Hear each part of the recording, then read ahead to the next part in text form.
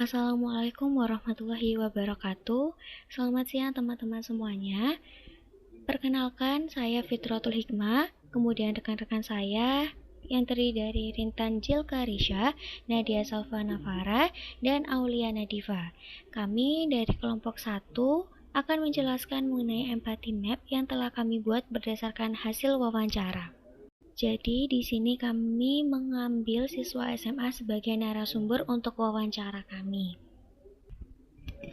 Nah, saya akan menjelaskan hasil dari empathy map di poin 1 dan poin 2. Yang pertama adalah siapa orangnya. Who are we empathizing with? Jadi di sini kami mengambil siswa SMA yang berumur sekitar 16 sampai 18 tahun sebagai narasumber dalam wawancara ini. Kemudian peran dan cita-cita mereka.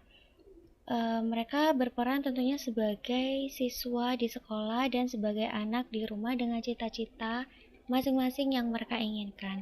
Jadi menurut hasil wawancara kemarin, cita-cita yang mereka inginkan adalah yang pertama sebagai wirausaha, kemudian ada yang ingin menjadi seorang influencer, dan yang ketiga juga ada yang ingin menjadi seorang dokter. Kemudian kesulitan yang mereka hadapi, kebanyakan atau rata-rata dari siswa SMA yang kami wawancarai itu mengalami kesulitan di rasa malas, teman-teman. Jadi mereka merasa mereka tuh malas ketika ingin belajar dan kesulitan untuk membagi waktu. Kemudian poin 2 adalah what do they need to do. Yang pertama, apa yang perlu diubah. Jadi mereka ini merasa bahwa mereka perlu mengubah sifat pemalas mereka. Jadi mereka ingin mengubah sifat malas mereka karena ingin mencapai cita-cita yang mereka inginkan.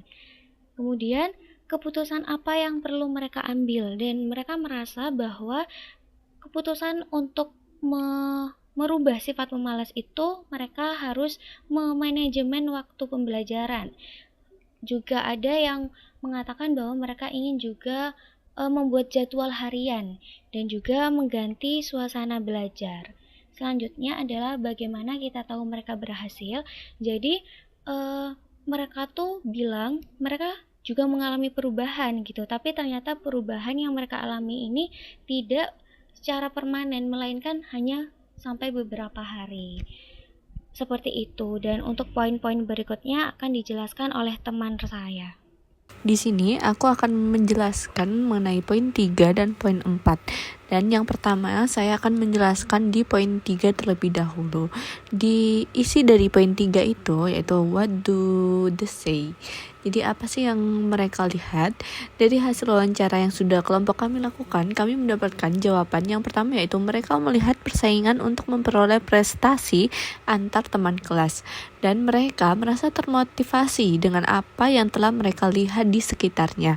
Salah satunya yaitu melihat influencer mengenai motivasi belajar, sehingga mereka itu ikut termotivasi juga dengan apa yang telah mereka lihat. Selanjutnya yaitu poin keempat, di mana poin 4 sendiri yaitu isinya what do they say.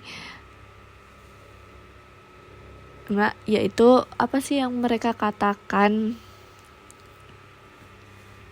yang dimana mereka itu mengatakan bahwasanya mereka ingin memberikan yang terbaik dan tidak mudah menyerah pada saat mereka mengalami kegagalan.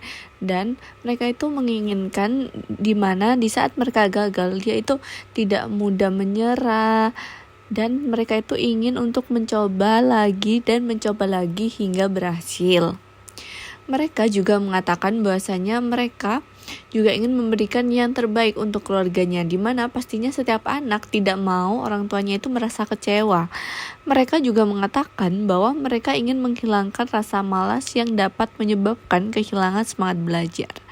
Sekian penjelasan dari saya, selanjutnya akan dilanjutkan oleh rekan saya. Terima kasih. Saya akan melanjutkan ke pembahasan poin 5 dan 6. Untuk poin kelima yaitu what do they do.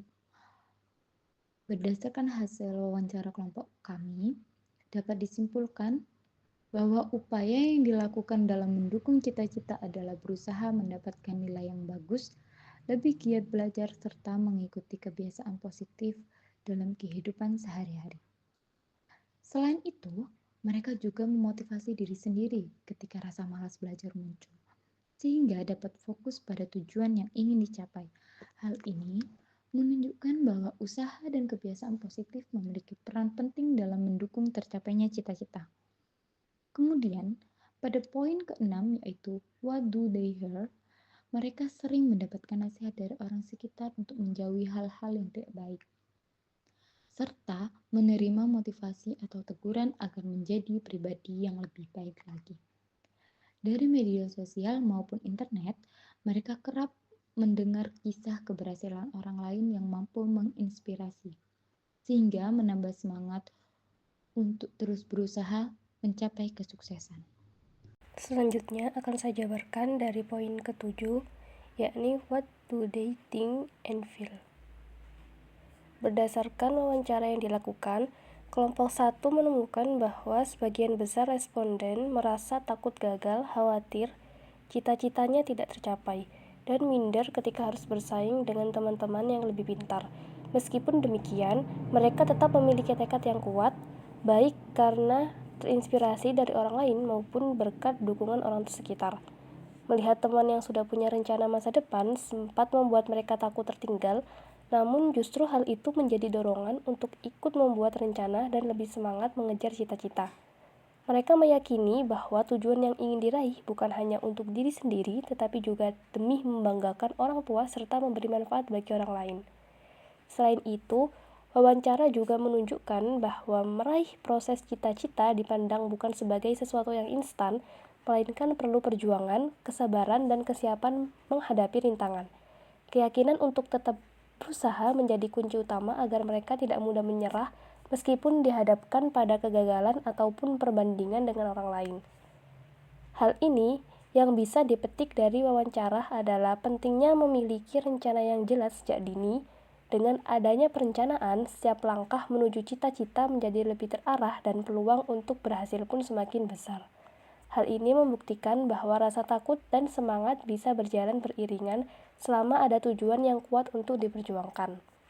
Dapat disimpulkan bahwa meskipun ada rasa takut dan kekhawatiran, semangat, tekad, dan motivasi untuk mencapai masa depan cerah tetap menjadi pendorong utama.